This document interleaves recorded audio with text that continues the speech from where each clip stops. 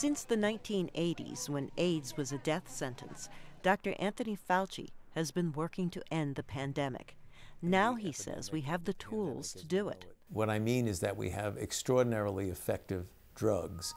But recently, those drugs have been shown over the past few years not only to save the lives of the people who take the drugs, but also to bring the level of virus in an infected person so low, below detectable level, that it makes it virtually impossible for that person to transmit the virus to someone else. Drug therapy is now simplified, and many people in developing countries have access to the most recent drugs. We also have Truvada, a drug that prevents people who don't have HIV from getting it. UNAIDS reports that more than half of all people living with HIV are getting treated, but another 16 million people infected with the virus are not on medication.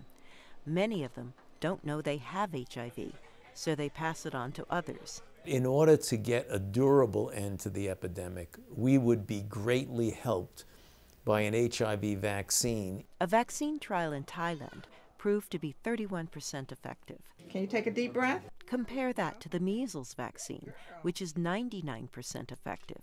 Can scientists develop an AIDS vaccine that is that good? I don't think we're going to get there with an HIV vaccine, but even a vaccine that's 50, 55, at the most 60% effective, together with the implementation of the other advances we have, I believe we could turn around the trajectory of the epidemic and essentially end it as we know it. Another vaccine trial is taking place in South Africa. The results won't be in for a while, and there's no way of telling if it will be good enough to help end AIDS.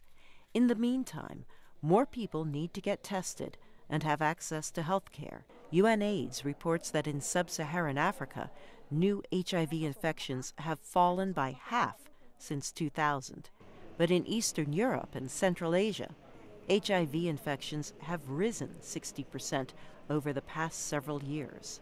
Both Fauci and UNAIDS say ending the pandemic is up to the global community and how much effort and money it's willing to commit towards this goal. Carol Pearson, VOA News, Washington.